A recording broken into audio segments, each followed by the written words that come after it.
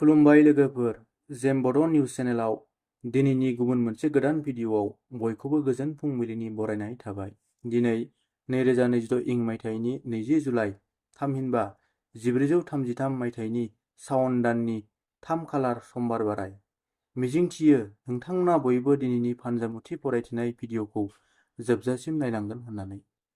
फरायथिनायनि सिगां नोंथांमोननि बयनिसिमबो खावलायनाय जायोदि चेनेलाव गोदानब्ला चेनेलखौ साबस्क्राइब खालाम आरो भिडिअखौ हाजासे शेयार खालाम।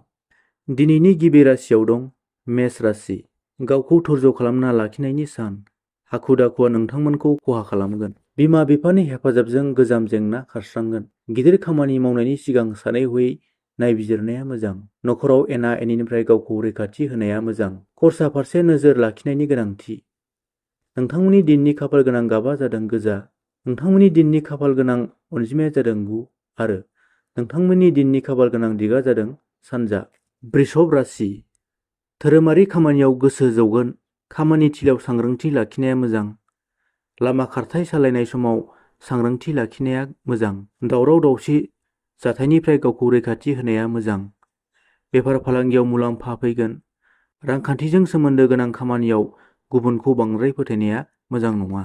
नोंथांमोननि दिननि खाफाल गोनां गाबा जादों जोंथि आरो गुफुर। नोंथांमोननि दिननि खाफाल गोनां दिगा जादों खोला आरो नोंथांमोननि दिननि खाफाल गोनां अनजिमाया जादों 6। मिथुन राशि। थाबथानानै थानाय खामानिया आबुं महर मोनगोन। सोलो गोनां सुबुंनि हेफाजाब मोनगोन। फरायसाफोरनि थाखाय मोजां सान। बाहेरानि जानाय लोंनाय फारसे सांग्रांथि लाखिनाया मोजां।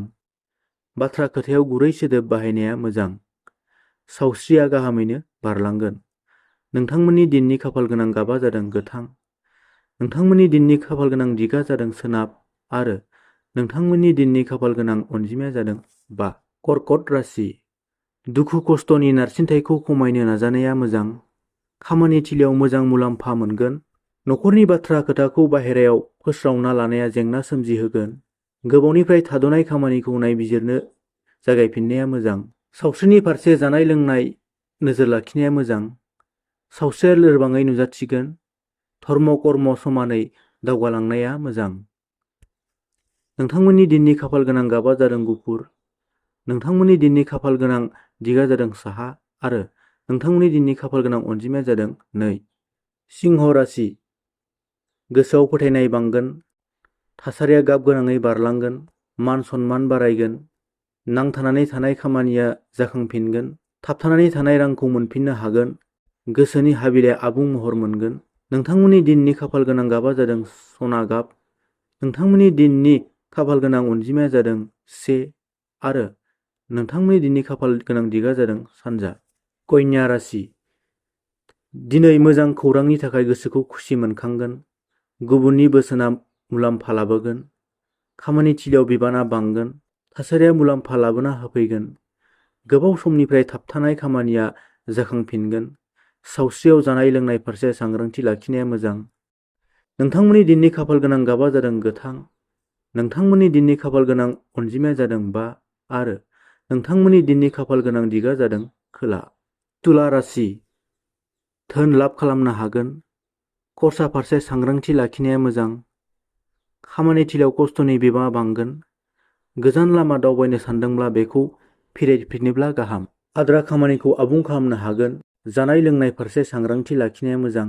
नोंथांमोननि दिननि खाफाल गोनां गाबा जादों गोसोम। नोंथांमोननि दिननि खाफाल गोनां दिगा जादों सोनाब आरो नोंथांमोननि दिननि खाफाल गोनां अनजिमाया जादों 4। वृश्चिक राशि। खामानिजों दिननि साना मुखुबै बारलांगोन। आद्रा खामानिखौ मावफुंनाया मोजां। खरसाखौ नोजोर लाखिनायनि गोनांथि दं। खस्थ'नि गोदै फिथाइ मोननो हागोन। धर्म कर्म मोन्नैबो बिथिंजों दावगानो हागोन। खुगा फारसे सामलायनाया गोनांथि। नोंथांमोननि दिननि खाफाल गोनां गाबा जादों गोजा। नोंथांमोननि दिननि खाफाल गोनां दिगा जादों साहा आरो नोंथांमोननि दिननि खाफाल गोनां अनजिमाया जादों 3। धनु राशि।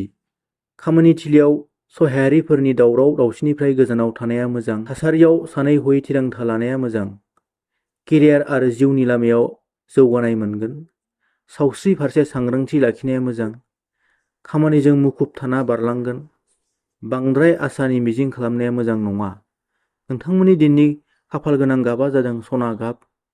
नोंथांमोननि दिननि खाफाल गोनां दिगा जादों साहा सानजा आरो नोंथांमोननि दिननि खाफाल गोनां अनजिमाया जादों 9। मकर राशि।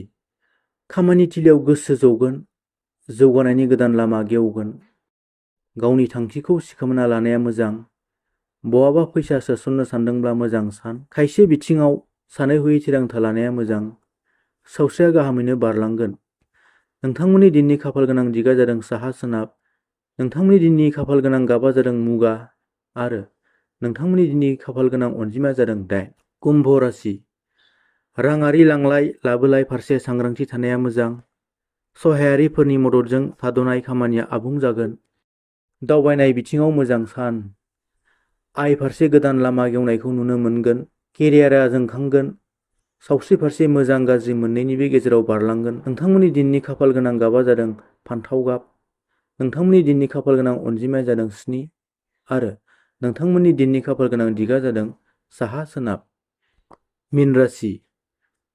थाबथानाय खामानि आबुं महर मोनगोन। नखर संसाराव अनज्लायनाय फैगोन। सावस्रिया गेजेरावनो बारलांगोन।